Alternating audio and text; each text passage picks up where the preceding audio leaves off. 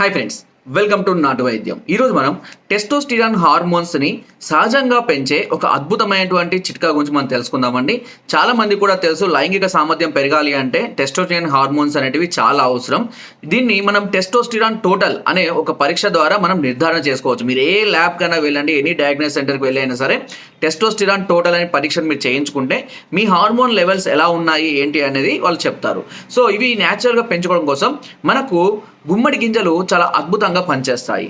ఈ గుమ్మడి గింజలను రోజుకు ఒక 10 నుంచి 15 గింజలని రాత్రిపూట నానబెట్టేసుకొని ఉదయాన్నే ఆ గింజల్ని నమిలి తినేసి ఆ నీటిని కూడా తాగేసేయాలి. ఇలా ప్రతిరోజు మీరు చేస్తూ ఉన్నట్లయితే ఖచ్చితంగా 30 నుంచి 60 రోజుల్లో ఈ టెస్టోస్టెరాన్ హార్మోన్ లెవెల్స్ అనేవి ఖచ్చితంగా పెరగడం అనేది జరుగుతుంది.